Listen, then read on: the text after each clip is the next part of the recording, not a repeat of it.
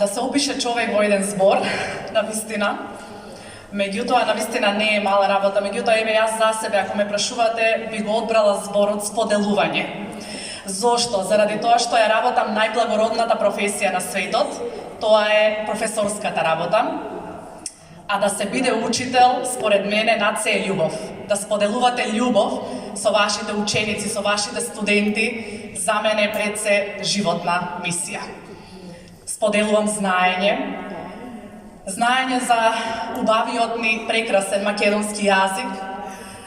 Споделувам научни вистини со моите студенти дека нашиот македонскиот јазик е предложката на можеби најкомпактната, питома и богата европска цивилизација, тоа е словенската, се разбира.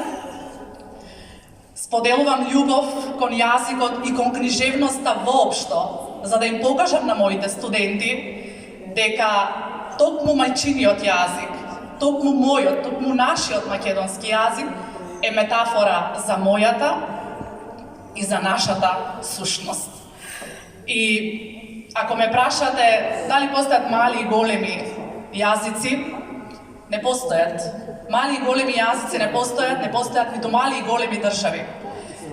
Знаете, има една многу убава метафора од еден роман на нашиот почитуван академик Митко Маџунков, кој што во еден лик Кирил Водочки срочил една преубава вистина која што ќе биде и мојата порака до сите вас.